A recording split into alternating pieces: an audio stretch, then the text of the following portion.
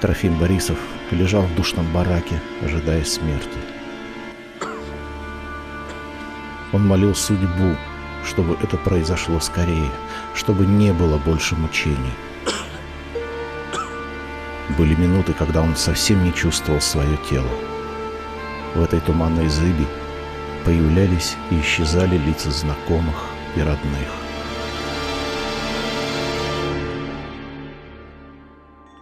Мама совсем молодая, красивая. Она склонилась над колыбелью. Трофим был 10-м, предпоследним ребенком в семье Борисовых. Но родительского внимания хватало всем. Мальчика ласково называли Трошей, Тракаем. У отца и матери, Кузьмы Карповича и Мелании Федоровны, было большое желание выучить своих детей грамоте.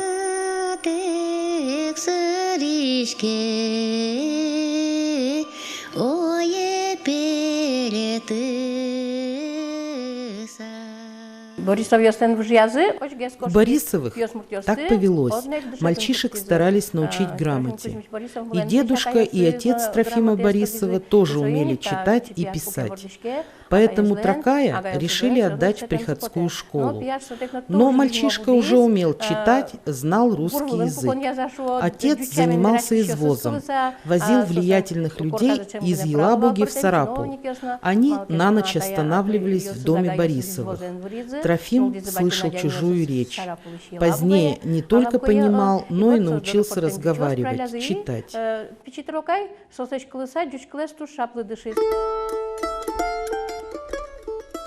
Как бы сложилась судьба Троши Борисова, если бы случай не свел его с местным государственным чиновником, помощником прокурора Сарапульского окружного суда Николаем Миловидовым.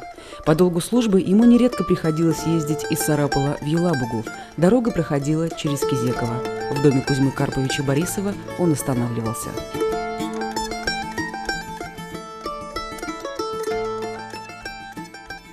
Солотушке жевлем Трокай. И со мисчкониш пенокуноуг мисчквал. Николаю Миловидову очень нравился маленький Тракай. Рассказывали такой случай. Когда он останавливался у нас, никогда не умывался под рукомойником, просил Тракая полить ему на руки. Однажды увидел, как Тракай читает какую-то научную книгу. Миловидов закидал его вопросами. Почему именно эта книга? Понимает ли он содержание? Мальчишка степенно пересказал ему прочитанное. А валашкода та книга иш маргош чариш гоштемун валашко шуэсо и со ладлад гнепе содержание заверам Миловидов лы. Николай Миловидов обратился к Филиппу Смолину, старшему доверенному известного в Прикамье купца Стахеева, а тот взял мальчика на попечение, решил вырастить нужного делового человека.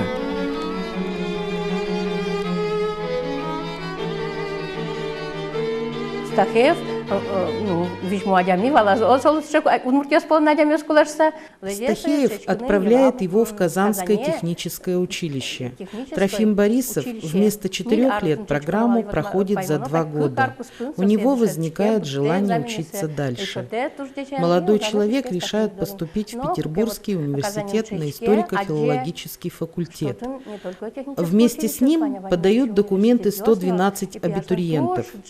И Трофим оказывается в числе 13 поступивших в высшее учебное заведение.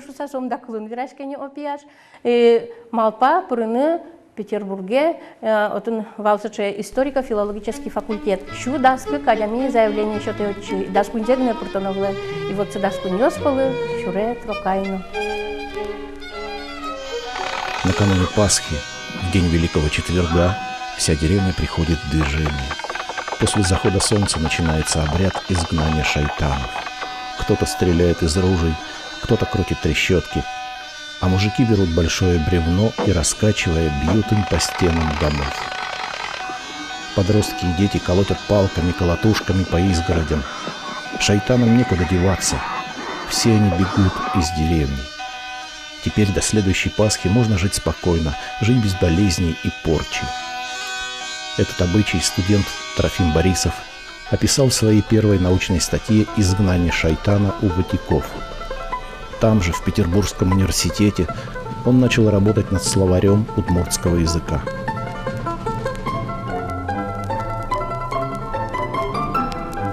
Прекрасное начало, но весной перед сессией Трофим Борисов заболел, не сдав экзамены, вернулся домой. Молодой человек все лето не расставался с мыслью об учебе, но он решил перевестись из Петербургского университета на медицинский факультет Казанского университета. Обратился с прошением к ректору. Со своей стороны я убедительно прошу принять меня на медицинский факультет. К медицинским наукам имею особенное призвание. Рассматривая мои документы, обратите внимание на мое ватятское происхождение. Я один из первых инородцев Казанского края, которому открылись бы двери университета.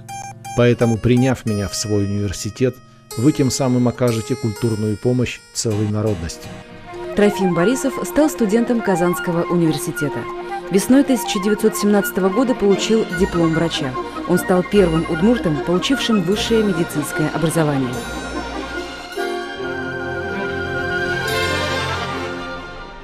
Началась Первая мировая война. Трофим Борисов был направлен на фронт. Там его застала Октябрьская революция. Молодой революционер получил партийный билет, за который ему пришлось бороться всю жизнь.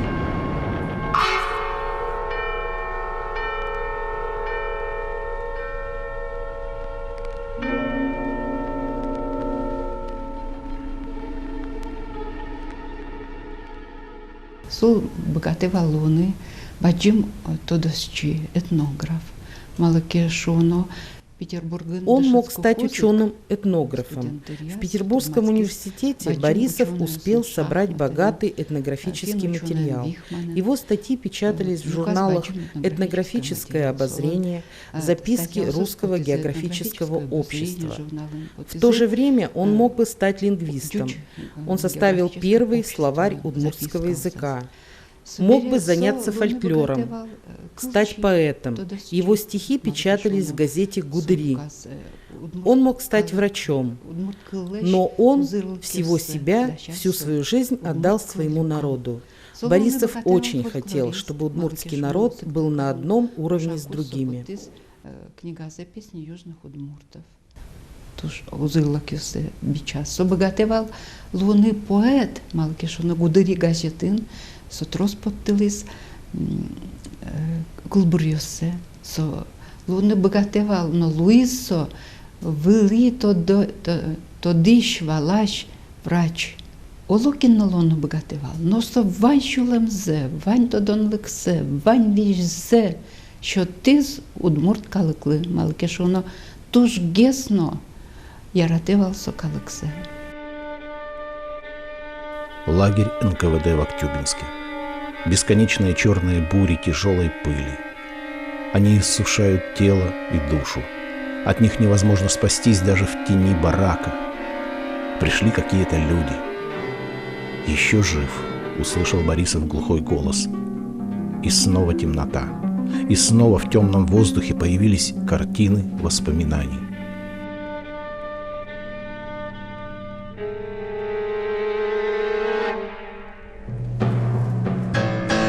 1917 год.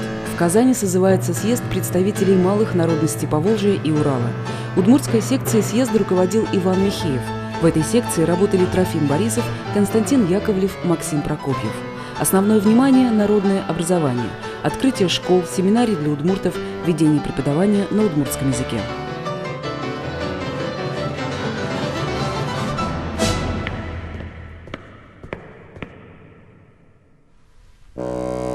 Вопрос об открытии семинарии для удмуртов снова поднялся в 1918 году. Тракай Борисов в это время уже был председателем исполкома Совета депутатов Елабужского уезда. Он добился встречи с народным комиссаром по делам национальностей товарищем Иосифом Сталиным.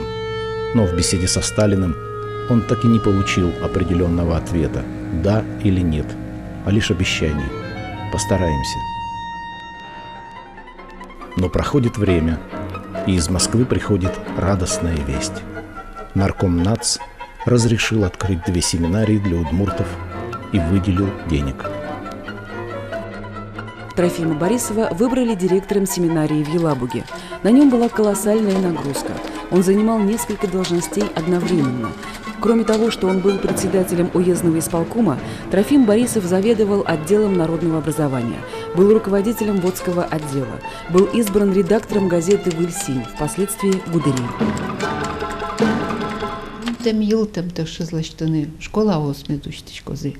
Борисов много сил отдавал открытию школ.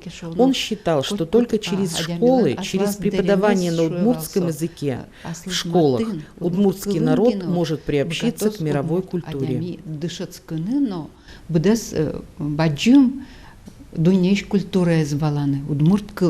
Исо шурес шоте тоже но удмуртёсла дышечканы исте. Он взращивает удмуртскую интеллигенцию. Не зря Кузибайгер пишет в одном из стихотворений: «Спасибо, Тракай Агай, ты открыл мне дорогу».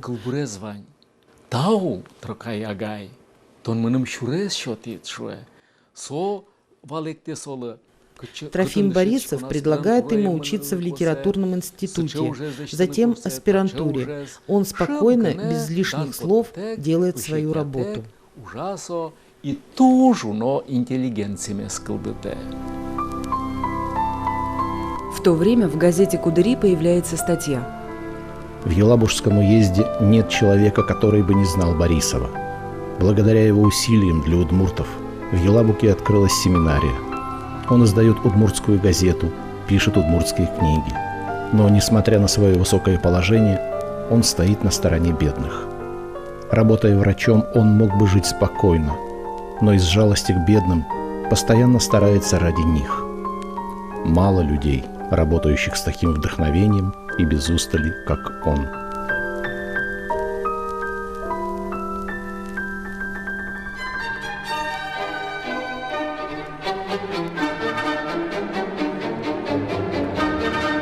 Надежда Крупская в 1919 году в своем дневнике напишет: «Дело народного образования в городе Елабуга и уезде поставлено сравнительно хорошо. Имеется 306 школ для взрослых, 20 районных библиотек, 71 культурно-просветительский кружок, 6 народных домов, 2 пролетарских клуба. Это в первую очередь было заслугой Трофима Борисова».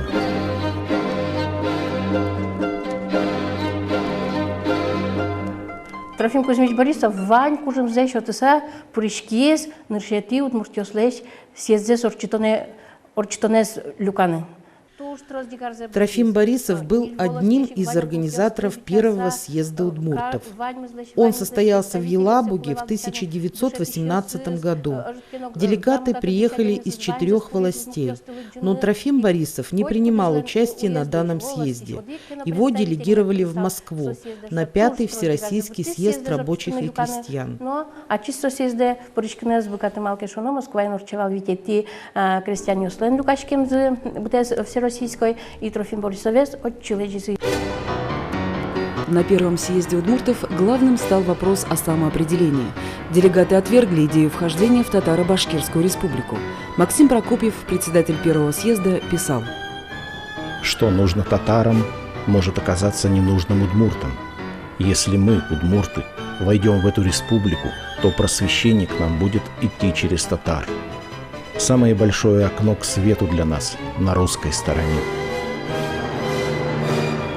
Но началась гражданская война.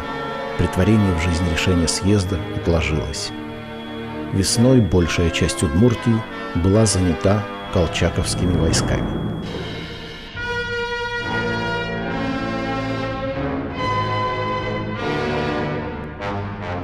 Там не до национальных проблем было.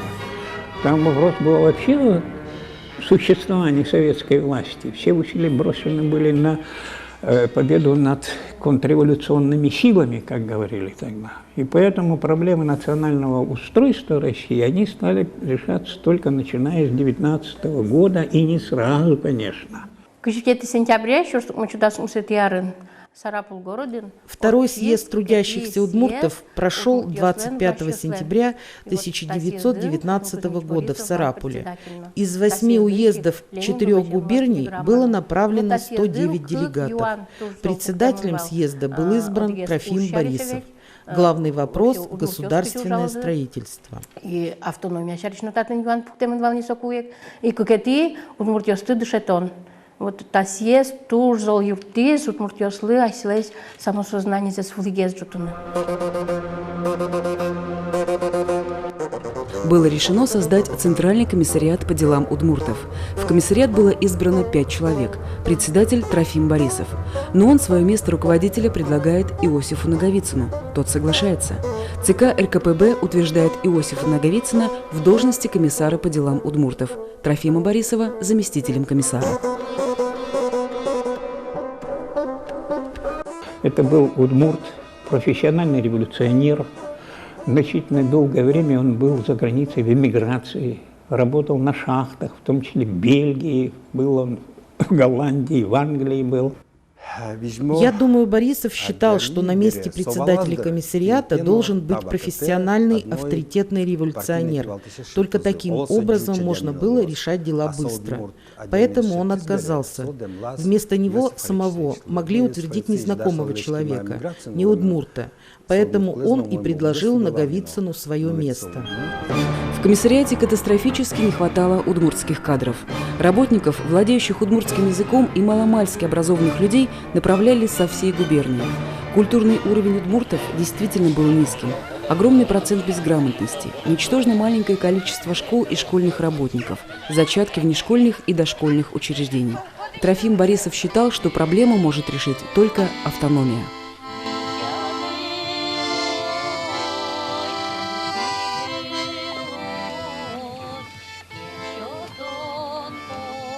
Шедевал соку политическую шпумьёстыно герджаны богатевал сое удмуртёстен ушпуменезе.